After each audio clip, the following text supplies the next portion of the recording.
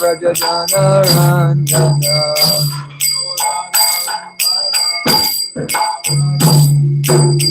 Yamunatira Vanachari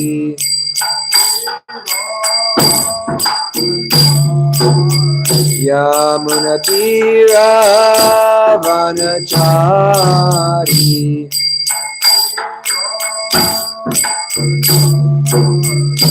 Jaya Radha Madhava Kunjabiyari Jaya Radha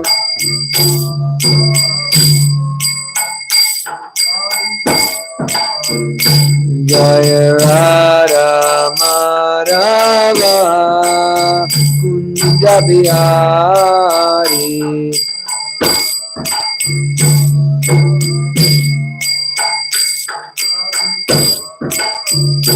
Jaya Gopi Janavarada Givaradari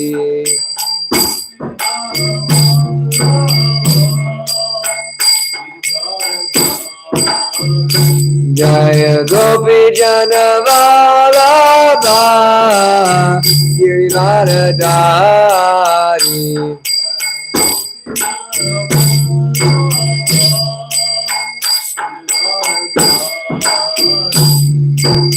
Yashoda Nandana Braja Janaranjana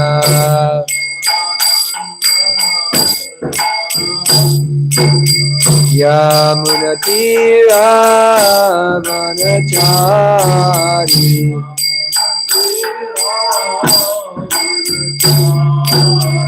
Yamunatira Vanachari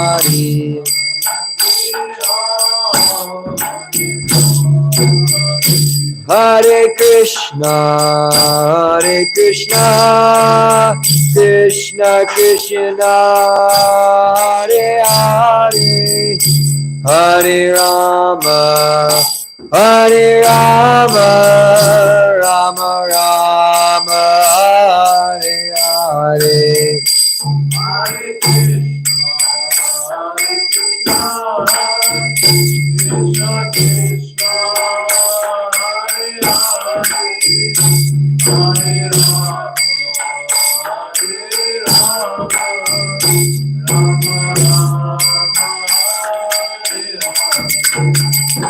Hare Krishna, Krishna Krishna, Hare Hare, Hare Rama, Rama Rama, Hare Hare, Hare Krishna, Hare Krishna,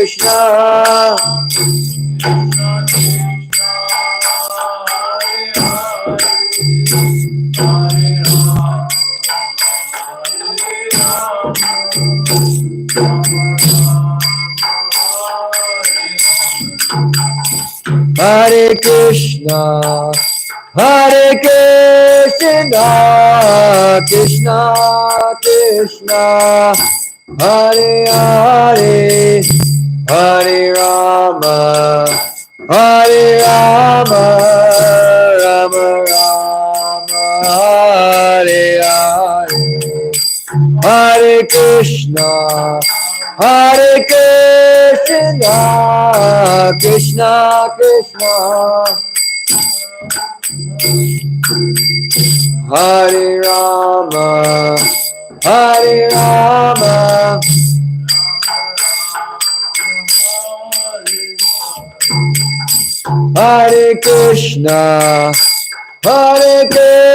Krishna, Krishna Krishna, Hare Hare, Hare Rama,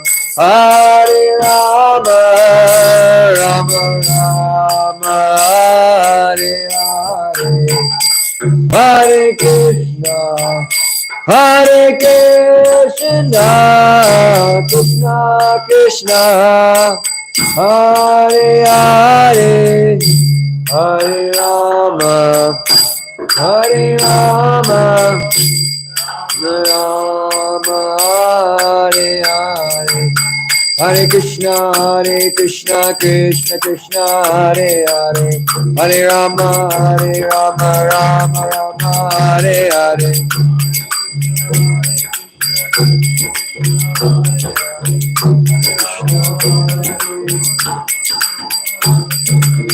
Hare Krishna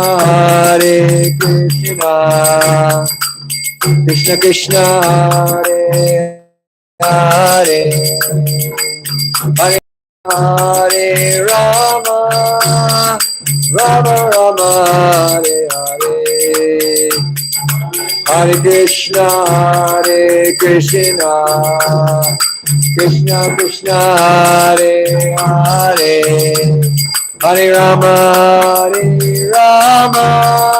Rama Rama Hare Hare Jayam Vishnupad Paramahamsa. Three Rajakacharya Stotar Stata Srimad, His Divine Grace. Bhaktivedanta Swami Srila Prabhupada Ki. His confounder Acharya Srila Prabhupada Ki. Granthara Srimad Bhagavatam Ki. Gaur Premanande. All glories to the assembled devotees. All glories to the assembled devotees. All glories to the assembled devotees. All glories to Sri Sri Guru Sri Gauranga. All glories to Srila Prabhupada. Srila Prabhupada Ki.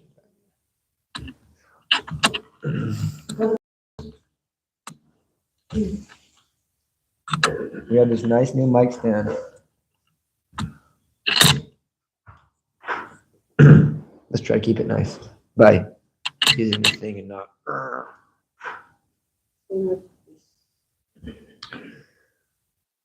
Om Ajnanatamaraندasya Gyananjana Shalakaya Chakshurunmilitam Jena Tasmai Sri Gurue Namah Shri Chaitanya Manobhistam Stapitam Yena Bhutale Swayam Rupa Kadamayam Dadati Swapadantikam Vandeyam Shri Guru Shri Uttapadakamalam Shri Gurun Vaishnavamscha Shri Rupam Shagajatam Sagana Raghunathan Vitam Tam Sajivam Sadvaitam Savadutam Parijana Sahitam Krishna Chaitanya Devam Shri Radha Krishna Padan Sagana Lalita Shri Vishakan Vitam Scha Hey Krishna Karuna Sindhu Dinabandhu Jagatpate Gopesha Gopika Kanta Radha Kanta Namostite Tapta Kanchana Gaurangi Radhe Vrindavanishwari Vishubhanu Shruti Devi Pranamami Hari Priye Namaste Girirajaya Shri Govardhana Namane Ashesha Klesha Nashaya Paramananda Daine Vancha Kalpatarubhyascha Kripa Sindhu Bhyevacha Patitanam Pavanebhyo Vaishnavebhyo Namo Namah Jaya Shri Krishna Chaitanya Prabhu Nityananda Shri Advaita Gadadhar Srivasari Gaura Bhakta Vrinda Hare Krishna Krishna Krishna Hare Hare Hare Rama Rama Rama Hare Hare Mare Kabando Mat Sangin Mad Guru Mad Madana Mad Nistaraka Mad Bhagya Mad Ananda Namostute Asaru Saru Tadaya Natini Chotatakara Hanamuncha Karachinnam Premna Rutkatayospura Om Namo Bhagavate Vasudevaya Namo Bhagavate Vasudevaya. Om Namo Bhagavate Vasudevaya. Namo Bhagavate Vasudevaya. Om Namo Bhagavate Vasudevaya. Namo Bhagavate Vasudevaya. Narayanam Namaskritya Narayanam Namaskritya. Naram Chaiva Narottamam Naram Chaiva Narottamam. Devyam Saraswatim Vyasam Devim Saraswati Vyasam. Tato Jayam Madhirayet Tato Jayamudiraye. Nastapreshu Abhadreshu Nastapreshu Bhadreshu. Nityam Bhagavata Sevaya Nityam Bhagavata Sevaya. Bhagavate Uttama Shloke Bhagavati Uttama Shloke. Bhaktir Bhavati Naishtaki. Bhaktir Bhavati Naishtaki. Reading from Srimad Bhagavatam, Canto 4, Creation of the Fourth Order, Chapter number 27? Chapter number 27, the attack by Chandavega on the city of King Paranjana, the character of Kalakanya. Chandavega appears today. And we're reading from text number 13. Chandavega iti kyato Gandharva dipatir nepa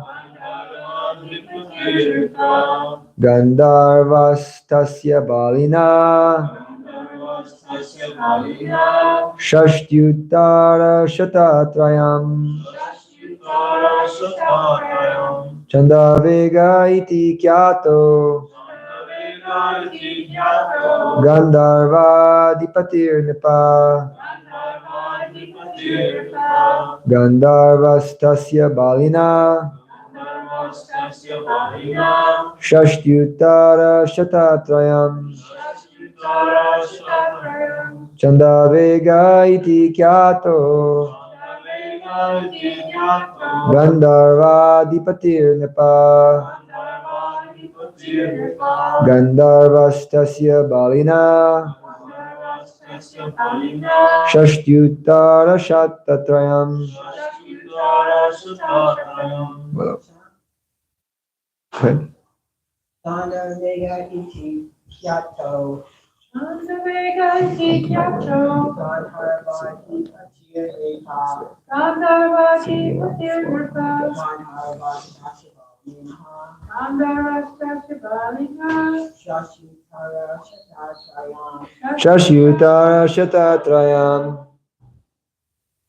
Chandavega iti kyato Chandavega iti kyato Gandharva dipatir nepa Gandharvastasya balina Shashtyuttara shatatrayam. Chandavega iti kyato Gandharva dipatir nepa Gandharvastasya balina Shashtyuttara shatatrayam. Synonyms. Chandavega Chandavega iti thus kyataha celebrated Gandharva belonging to the Gandharva Loka Adipati king Nripa O king Gandharvaha other Gandharvas Tasya his Balinaha very powerful soldiers Shashti 60 Uttara surpassing Shata 100 Trayam 3. Translation and purport by His Divine Grace Srila Prabhupada. O king, in Gandharva Loka there is a king named Chandavega. Under him there are 360 very powerful Gandharva soldiers. Please repeat. O king, in Gandharva Loka there is a king named Chandavega. Under him there are 360 very powerful Gandharva soldiers. Thank you. Purport. Time is figuratively described here as Chandavega. Since time and tide wait for no man, time is herein called Chandavega, which means very swiftly passing away. As time passes, it is calculated in terms of years.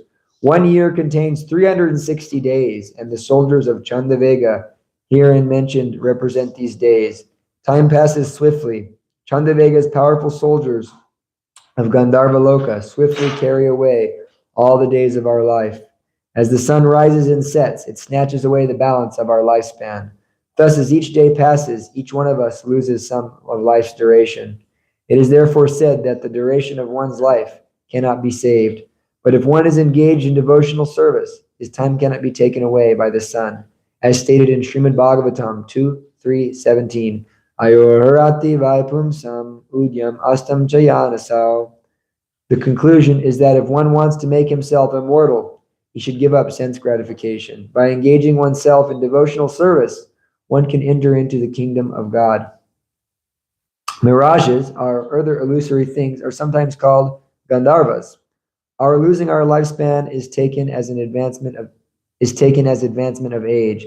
This imperceptible passing away of the days of life is figuratively referred to in this verse as Gandharvas. As explained in later verses, such Gandharvas are both male and female. This indicates that both men and women lose their lifespan imperceptibly by the force of time, which is herein described as Chandavega. Jai Jai.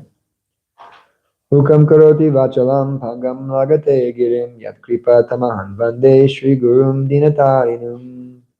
Namaham Vishnupadaya Krishna Prashtaya Bhutale Srimate Bhaktivedanta Swami Niti Namane Namaste Saraswate Devi Gauravani Prachararin Nirvishesha Shanyavari Paschatade Shatararin Namaste Jivanandaya Dasaya Vanacharine Prabhupada Vallabhaya Snimnasila Vinodine Agyana Dvantagamanam Pashtata Patitatmanam Jnana Gurute Achitarine Chakshashe Namah.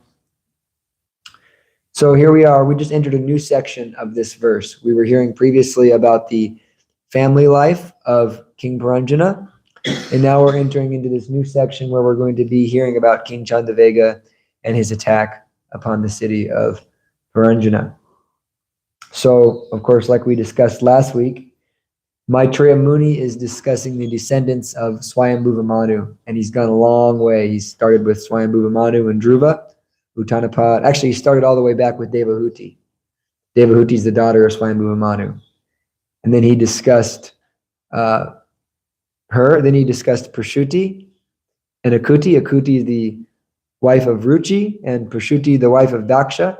We heard that pastime in the beginning of the fourth canto, those two pastimes, first and second chapter, fourth canto. And then we heard all about Uttanapad and his son Dhruva and all of that line. And we're still going to continue on to the fifth canto. We're going to hear about Priyavrata Maharaj, the most glorious son of Swayambhuva Manu. So we're hearing the disciplic line, or the seminal line of Swayambhuva Manu, and now we're getting to this King Prachini Barstat, who is, of course, very addicted to fruitive activities. He's addicted to material enjoyment in a religious way.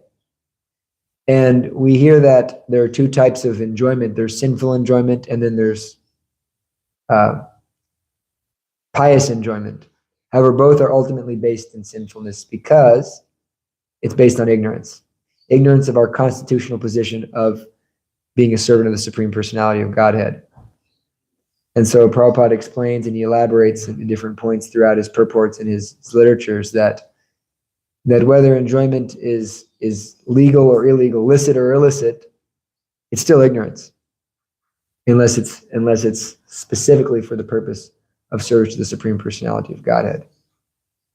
And then there's a difference there. You can purify a material desire by using it in the service of the Lord, but that still is a material desire. That's still karma yoga. That's not Shuddha Bhakti. There's instances of material enjoyment done in the state of Shuddha Bhakti, but always by the instruction of the spiritual master. So we're hearing in this verse the importance of time. Prabhupada quotes the famous verse, Ayorati vaipumsam udyam astam chayanasau tasyarte yakchino nita utamashloka vartaya. That both the day and the night, and by rising and setting, the sun decreases the lifespan of everyone except for those who are engaged in hearing about and glorifying the Supreme Personality of Godhead, Uttama Shloka. So why is that? Why is it that everybody's lifespan is decreasing but not the devotees? And this is because the devotees are situated on the platform of spirituality. By engaging in this glorification of Krishna, which is the most basic form of service to the Lord, one immediately situates themselves on the spiritual platform. Therefore, in their core identity, they're beyond time. So I was thinking about this. How do people generally, not counting devotees, how do people generally spend their time? Give me some examples. Watching TV. Watching TV, yes. Sleeping. Reading. Entertainment. Calling for partners. Mating activities. Eating. So yeah, and talking. They spend a lot of time talking to each other, hearing, like the TV they're hearing. So basically, people who are non-devotees, those who are not engaged in the service of the Lord, they're eating, they're sleeping, they're talking, they're hearing, they're seeking pleasure, and they're doing this in this Bhoga Tyaga. Prabhupada mentions that this is a time of Bhoga, where they're enjoying. On the weekends, they're enjoying. They're going and partying, and they're doing so many different things. And then Tyaga, now I'm doing austerity. I have to work very, very hard to maintain my enjoyment. And so in this way, the non-devotee is going Bhoga Tyaga, Bhoga Tyaga, Bhoga Tyaga, renunciation or austerity to enjoyment. But when we analyze that, actually also the devotees are also eating, they're also sleeping, they're also talking, they're also hearing. But the quality of that eating, sleeping, talking, hearing, and even mating is of a different category. It's of a different quality. So all living entities are engaged in these activities in the material world, but the quality of that activity has changed. So we're going to talk about that today. In the Srimad Bhagavatam, Canto 2, Chapter 1, Texts 2 and 3, Shukadev Goswami, he begins to explain to Maharaj Parikshit the activities of a materialist. This is the beginning of the Srimad Bhagavatam. Of course, the first canto is the history of the Srimad Bhagavatam. Not even really the Srimad Bhagavatam. It's the history and the qualification for hearing the Srimad Bhagavatam. It's like the introduction. You write a book and there's an introduction, why I wrote this book, and Vyasadev's doing that. He first off says these invocation verses, Om Namo Bhagavate Vasudevaya, Janmadyasya Yatonyavad, so forth. He says the invocation of the Bhagavatam, and then he begins explaining, once in a forest, the Naimisaranya, great sages gathered to perform sacrifice, and they elected Suta Goswami as their president and began to hear the Srimad Bhagavatam. And then Suta Goswami is explaining how the Srimad Bhagavatam came about and what is the qualification for one who's about to hear Srimad Bhagavatam. So you hear the whole first canto is the history of Srimad Bhagavatam. Hear how Vyasadeva was unsatisfied and Narada Muni appeared to him and began to instruct him about the glories of chanting the Lord's holy names. And he explained to him that he did a disservice for humanity. Narada Muni chastised Vyasadeva, said, you've harmed humanity because you've given so many ways for material enjoyment, but you've not even glorified the Lord. So Vyasadeva then went into meditation and heard Bhagavatam and spoke Bhagavatam, and it was recorded. Then you hear about how Maharaj Parikshit, who is the quintessential, you're hearing this qualification tattva, the tattva of the here, the Shraddha tattva. Who is the qualification? Who has the qualification to really receive Bhagavatam? And so you're hearing that, and therefore you hear the history of Maharaj Parikshit. And within that you hear about Ashvatthama, right? Ashvatthama, he killed the Pandava children, and so he was punished like an animal, and he was tied up, and then so forth. You hear about Queen Kunti's prayers, and all the way up to Maharaj Parikshit garlanding Shambhaka Rishi with a snake and being cursed by Shringi to die in 7 days. And so in that way you hear about the qualifications of the speaker, the hearer or the listener of Srimad Bhagavatam. Who's qualified to receive this message? And one of the big qualifications for receiving knowledge is what type of questions do you ask? Like Vaisheshika Prabhu makes that point very emphatically, that the quality of your questions basically determines the quality of your life. If you're asking questions like, hey man, you know where I can get a cigarette? Then what's the quality of your life going to be? We see that down on First Avenue. You go out, hey man, I'm dressed like this, walking. You got a cigarette I can believe it or not, I don't smoke. So the quality of our questions determines the quality of our lives. And so we have to ask the right questions. And if we ask the right questions, we have a potentiality of getting the right answers, at least. So Maharaj Parikshit asks very quintessential and important questions. He asks, what is the duty of a man about to die? And what is the duty of people in general? What should they hear about, chant about, and so forth? So this is the question asked by Maharaj Parikshit. And Shukadev Goswami, he begins by offering obeisances, saying a Mangalacharan prayer. And then he says, Shrutavyadini Rajendra, Rinam Santi Sahasrashaha, Apashyatam Atmatatvam Grihesha Grihamadinam. He says that the person who is Apashyatam Atmatatvam, that person who is completely devoid of Atmatattva, Apashyatam Atmatattva, he's blind to knowledge of the absolute truth. Such a person is, they have so many subject matters for hearing, Sahasrasham, thousands of subject matters of listening to. Shrotavyadini Rajendra Vrinam Santi Sahasrashaha. There's so many things to hear about for them. So they're speaking and hearing about so many things. So Prabhupada makes this point very much in his classes, that everybody is interested in hearing something. We want to hear the glories of something. We want to hear the gossip. We want to hear the news. We want to hear what's going on with the government. We want to hear what's going on with this sports actor. We want to hear what's going on with these devotees. So the human tendency is to want to hear about other humans, especially heroic humans. But one should hear about the Lord. So he's saying that someone who's apashyatatvam, who's devoid of knowledge of the absolute truth, not the absolute truth, the absolute truth. One who's devoid of knowledge of the absolute truth, such a person has millions of subject matters for hearing. There's unlimited things to hear about in the material world. You think about it. People have their degrees in the mating cycles of slugs, and they actually spend years getting a doctorate on this type of thing. They actually get a PhD in these types of things, which is completely useless. We can hear about what's going on with the Hubble telescope, or the new telescope, whatever it is, the new one they just launched a few years back. We can hear so many different things. There's unlimited subject matters for hearing if you're apasyatam atmatattvam, if you're devoid of knowledge of the absolute truth.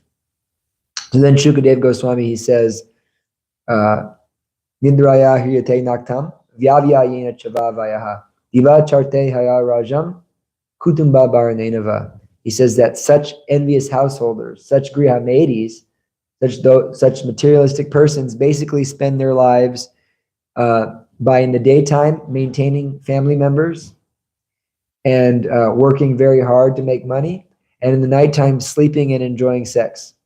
This is the life of a materialistic person. And so Shukadev Goswami begins by condemning those materialists in so many verses. And he explains that they take shelter of fallible soldiers like the body, the wife, the children, and so forth. They're taking shelter of fallible soldiers that can't give them any satisfaction. So this is the nature of someone who's absorbed in material consciousness. They're always hearing about nonsense. They're eating anything and everything. They're talking nonsense. They're sleeping more than is required. And they're engaging in unnecessary sexual indulgence. And so such a person lives a very meager life. And that person can't be happy. And therefore they lose track of time. They don't realize that death is coming. So Shukadev Goswami, in the third verse of this string of verses, is Deha Patya Kalat Pradish Atma Sanyaish Vasatipi Tesham Pramato Nidhanam Pashyanapi Napashyati. Such a person who's engaged in these types of materialistic activities take shelter of fallible soldiers like the wife, family, and body. Although sufficiently experienced, they can't see their inevitable destruction. So although we have sufficient experience of seeing everybody die, everybody get old around us, because I'm so absorbed in my senses, I don't foresee my own destruction. And therefore I don't take any serious impetus to engage in actual Krishna consciousness. And we can think sometimes that verse only applies to those who are, really gross in the material energy, but it also applies to devotees. We should also hear that, because we're not Shukadev Goswami.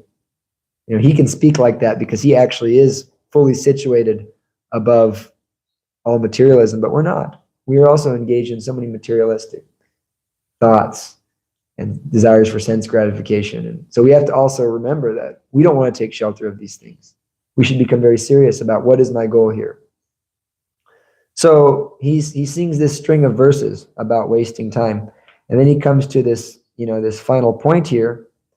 He says, Etavad Syankya Yoga Byam Swadharma Paranishtayaha Janma Labha Parapumsam Ante Narayana Smriti.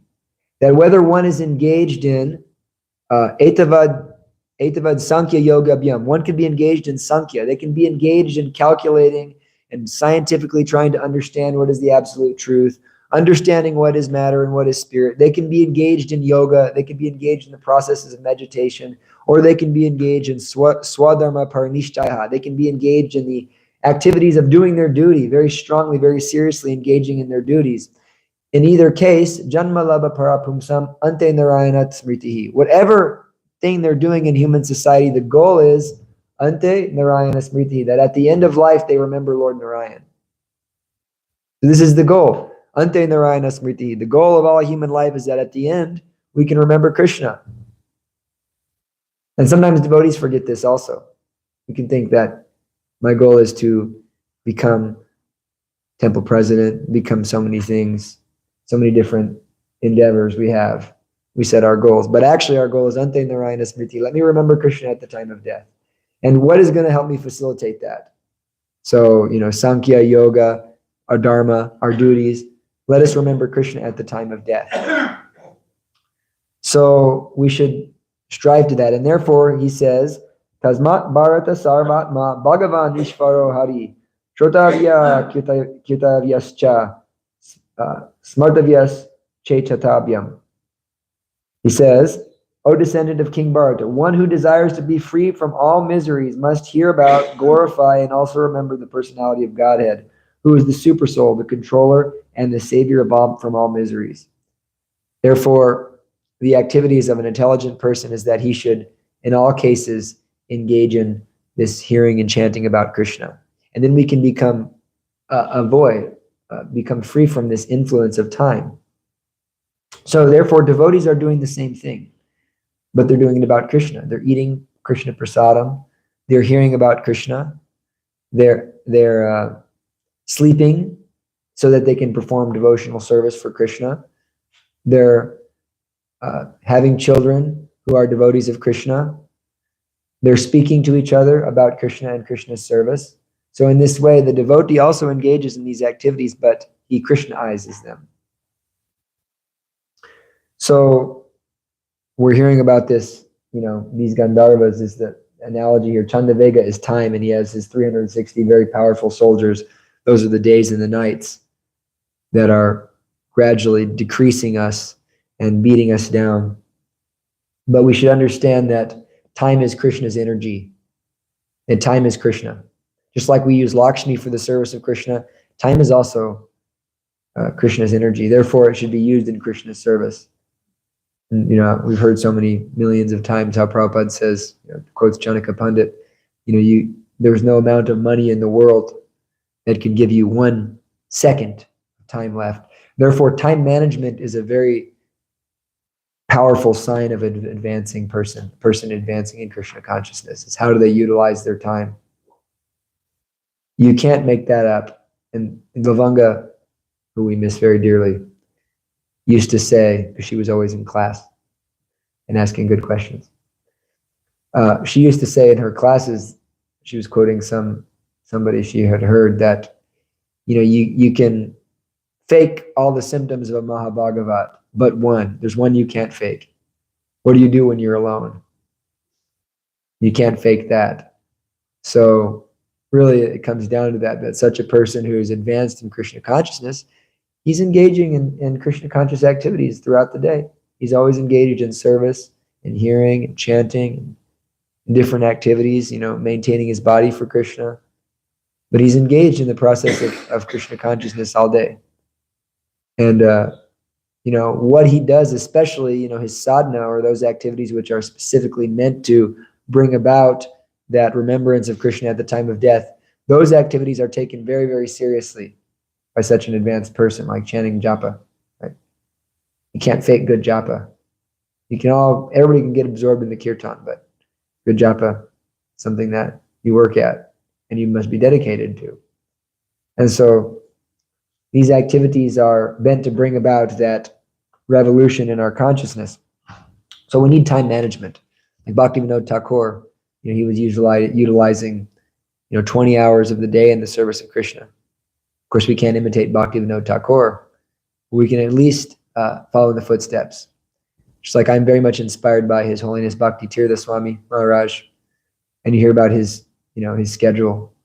He was on such a high level. He'd wake up at midnight and he would chant 40 rounds, and then he would go into the all day long and just sell Prabhupada's books in the most dangerous places in the world. And then he would eat so little. The devotees that were around him were just they were amazed. Ganesham Prabhu is so powerful.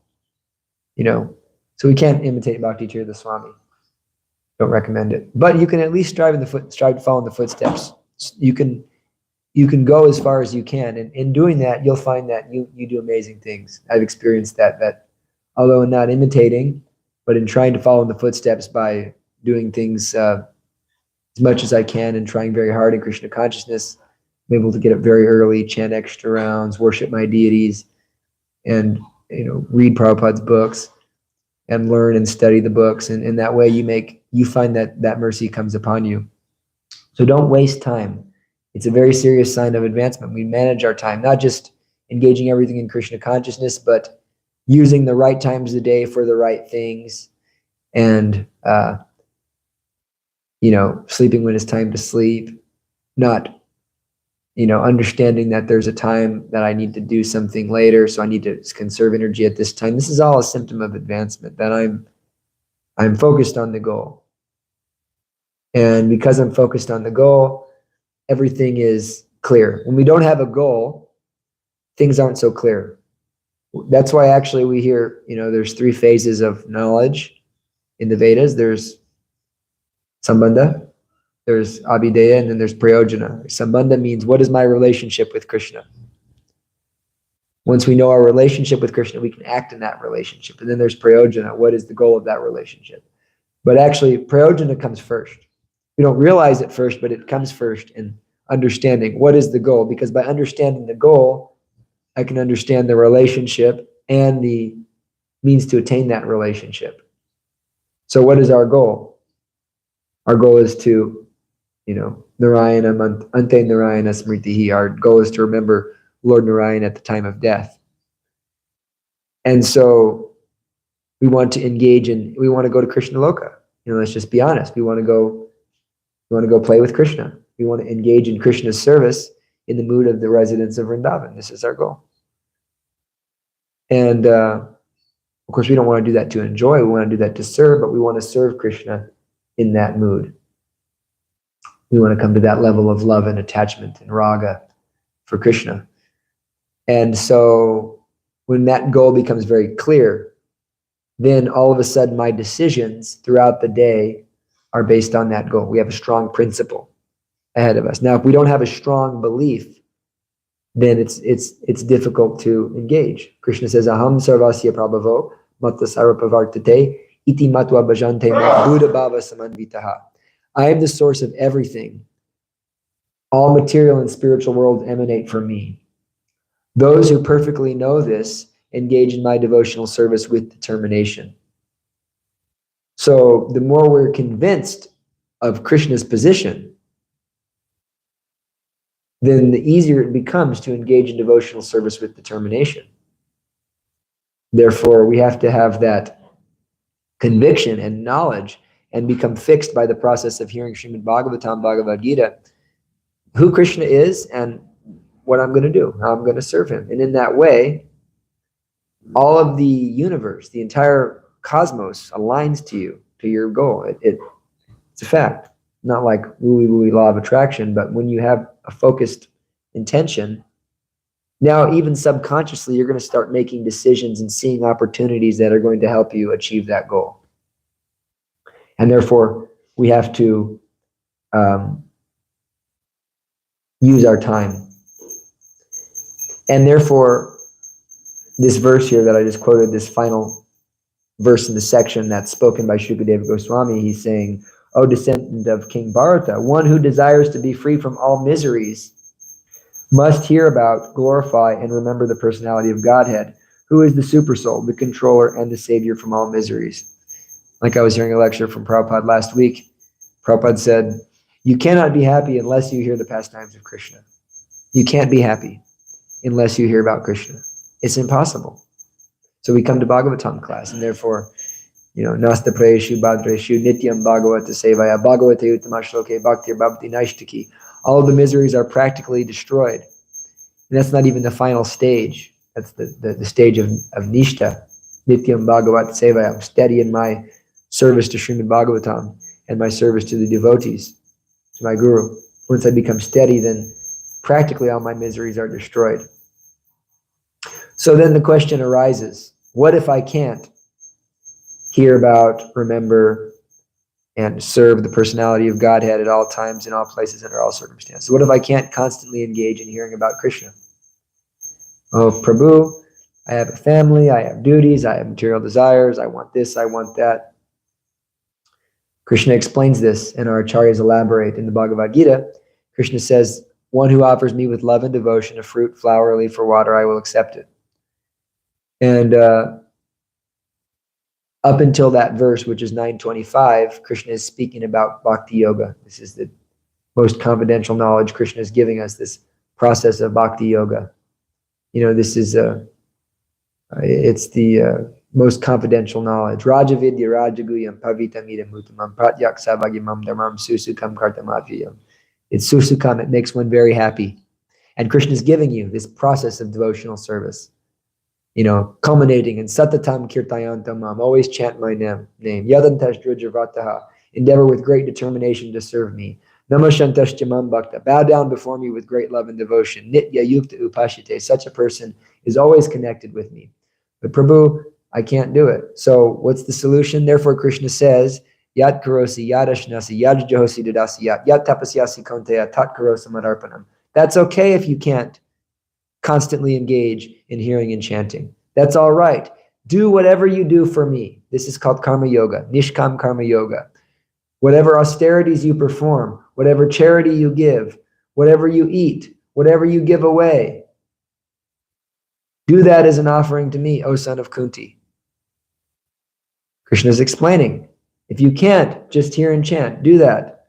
And if you have material desires, what if I don't have such a strong desire to go back to Godhead? Krishna says, Akama Sarvakama, not Krishna, Sutta Goswami. Akama Sarvakama, Shukadeva Goswami. Akama Sarvakama. And whether one's Akama, he has no desire, or he has full of desire. Moksha Kama Udarati, he wants liberation. Tivrena Bhakti Yogena Yajita Purusha Param. Just engage in Bhakti Yoga. Either way, engage in Bhakti Yoga, because all material desires and spiritual desires will be fulfilled by worshiping Krishna.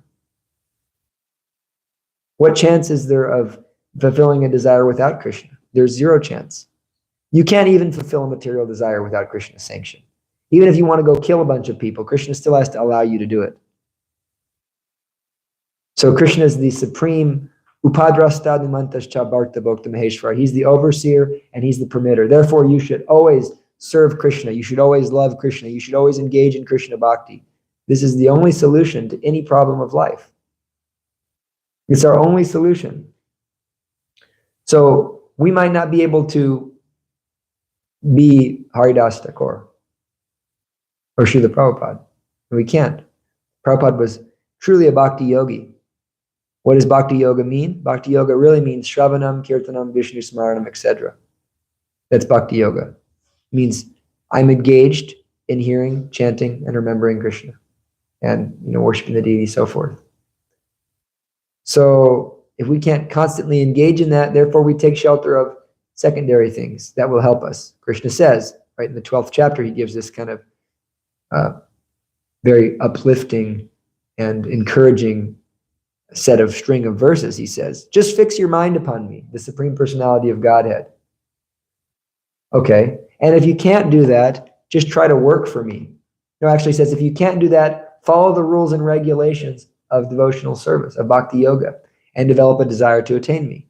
So most of us are here. right? We're following Vaidhi Bhakti, rules and regulations given by the Acharya, so that we can attain a desire to serve Krishna. What does that mean? We wake up early, we chant Hare Krishna, we hear Srimad Bhagavatam, we read these books, we perform some austerity, right? We don't engage in meat eating, illicit sex, gambling, or intoxication.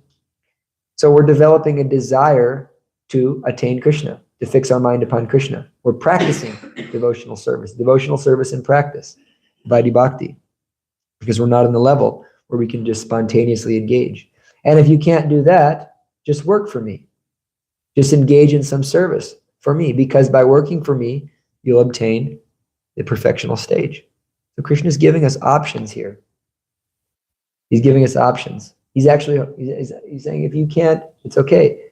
Just go from where you're at. But in all cases, make me the center. Make me the center.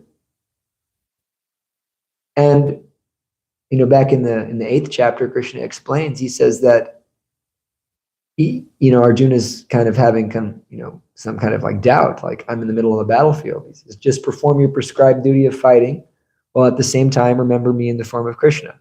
With your mind and intelligence fixed upon me, surely you will attain me without fail. And Prabhupada in the purport, he says, go to your job, do whatever you have to do, but chant Hare Krishna, Krishna Krishna, Hare Hare, Hare Rama, Rama Rama, Hare Hare.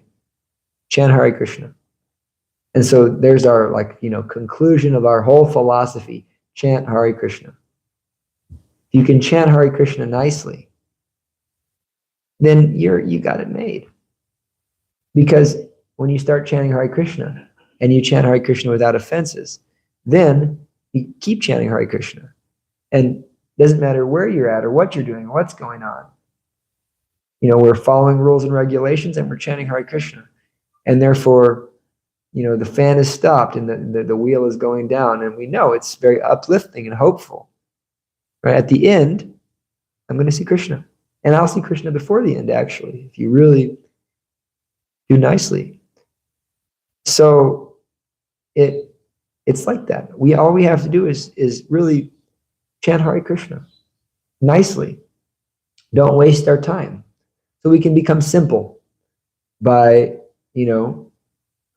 rising early and chanting Hare Krishna, taking prasadam, only prasadam, engage in some practical service, chant Hare Krishna, read, live a simple life, but a happy life in Bhakti Yoga. We have the whole facility. We can have the happiest type of life. So don't be distracted by lower things. Don't waste time. Don't waste time on that which is secondary and what doesn't matter, because that's the symptom of someone who's in Maya, that they're wasting time on that which is all secondary, all temporary. So in any case, whatever we have to do, let us do it in terms of bhakti. Let us do it in terms of connecting it to Krishna. Because he has to give us the potency anyways. And even if we want to go away from Krishna, I want to forget Krishna. I'm tired of this Krishna consciousness movement. And I hate this because now I can't enjoy anything. Every time I try to enjoy something, I have to think of Krishna and realize that it's an illusion. Well, Krishna says, okay, I'll cover you back over, because Sarvashi Chaham Hridi Shani Visto Matas Mritir Gyanam Apoanam Cha. I'm the source of knowledge, remembrance, and forgetfulness. So even if you're forgetting me, it's still me who's approving of that. So why even bother forgetting? Let us simply, in all cases, whether we're pure or impure, just worship Krishna. Don't waste time trying to do it without Krishna. Even if you have to fulfill material desires, do it in Krishna consciousness, somehow or another. Because Krishna explains that there's 4 types of pious people that approach me, but they're not pure devotees. They have material desires. All right? I don't think, we all probably still have some material desires, but we're devotees. And just like the demigods are devotees. Still, in the end, it's always worth it, because only by engaging in this devotional service, you have the potentiality to hear from and meet pure devotees. And by hearing from and meeting pure devotees, that is your ticket out of the material world. If we have material desires, don't go away from Krishna. Just stay around and you'll be purified. I think we'll stop here and we'll open it up for questions and comments, which there should be some. It's important.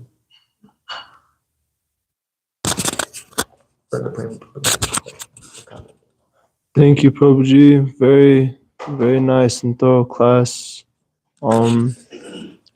So you mentioned earlier in your class and kind of touched up on it a bit later, about karma yoga and how that's kind of like a beginner step to bhakti yoga in one sense. How does one get from the karma yoga platform to the bhakti yoga platform in a more better manner? Nice question. And he knows the answer. He's asking for everybody's benefit.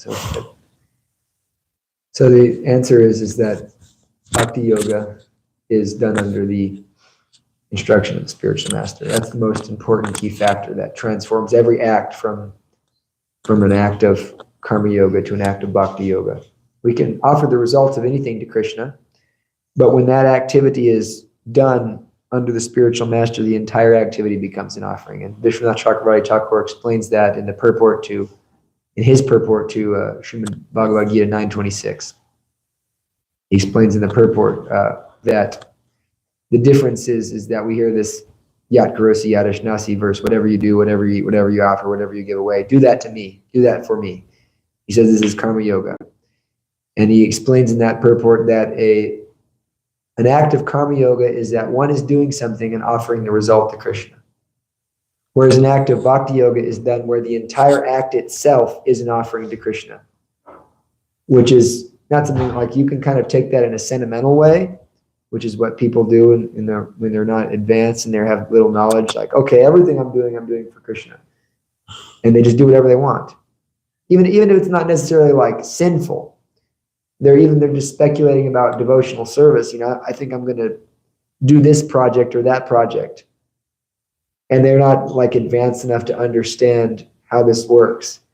When Guru and Krishna approve of something, then from the very beginning, and all the things entailed in that are acts of bhakti. Just like we have this building here, this restaurant, and this temple, and Mother Sundamani's running it. There's so many different activities that are being done in that. You have to pay bills, you have to go to the store, you have to shop, you have to cook, you have to clean, you have to boss people around, you have to kick people out, you have to invite people in. All these things are being done.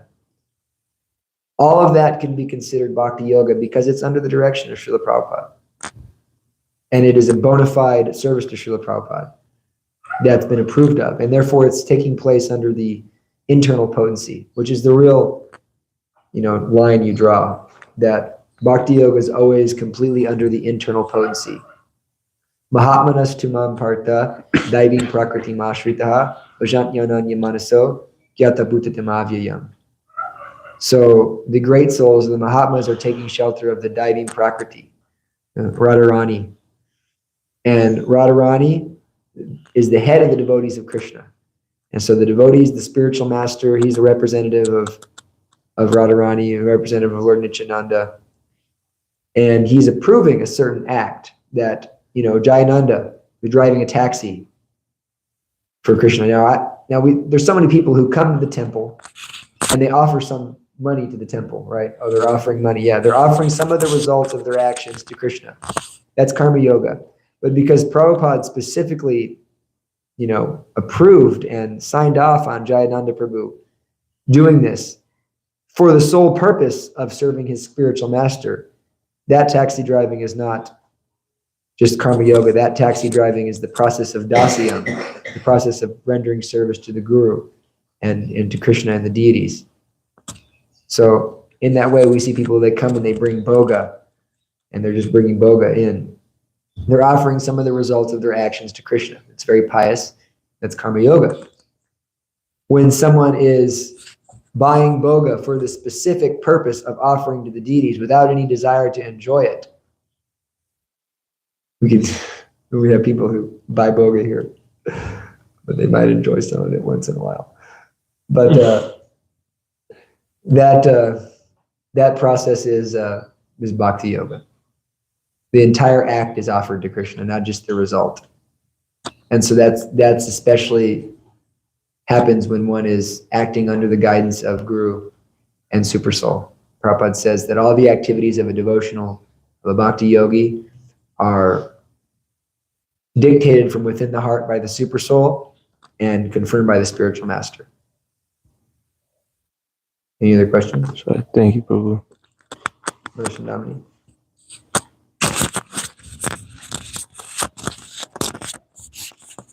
I wanted my quality of my life to be better, so I had to think of a question to ask. A good quality question. When someone, when like all of us are hearing this class, or it's on YouTube and many people maybe will be hearing it, so we get inspired and fired up and think, I could do that. I'm almost doing it, and I'm going to continue doing it, and I'm going to get better doing it. And then somehow or other between here and the time we walk out the door and take prasadam, but then, we get absorbed in our different daily activities, we forget. So really, how can we stay fixed and firm in our determination? Well, I was hearing this today. My Prabhupada player died. I had to listen to something else besides the Prabhupada lectures. I go to his Bhakti Vigyan Goswami Maharaj. And he has this beautiful series. It's like 18 lectures on the Srimad Bhagavatam, like a structural review. It's this incredible lecture series. But one of the things he was saying is that the second canto of Srimad Bhagavatam deals with sadhana tattva, teaches about sadhana.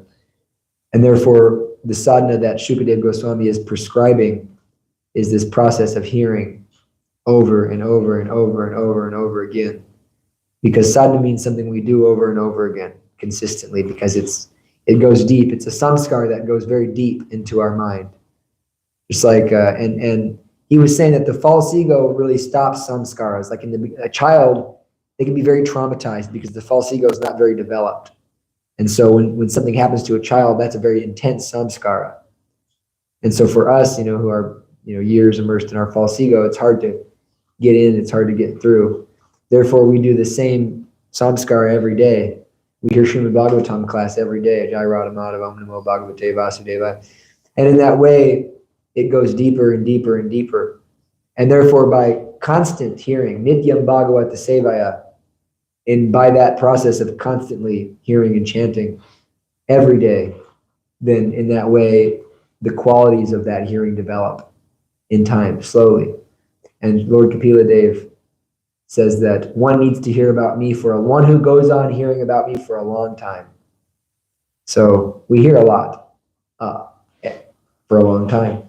And in that way, we develop. And that's something, it's like, it's kind of like hopeless when we think in one sense, like, because we know when we go out that door, it's like, then the world hits us. But at the same time, when we look back and we realize how far we came, it gives us hope that, if I've gone this far in so many years, that means in so many years I should go, I'm just doing the same speed, so I should go just as far. And that's a hopeful thought, even though it's kind of imperceivable. And that one devotee who was here once, he gave the analogy that, when you're at the beginning, you're taking off in the plane, you're seeing everything go behind you really fast. But once you're in the sky, you're going 600 miles per hour, but you're not seeing that. Doesn't even feel like you're moving. But actually, you're moving, really fast. So, yeah, you just keep hearing. Okay. Grantharaj Srimad Bhagavatam ki. Srila Prabhupada ki. There was no Gauranga today, huh?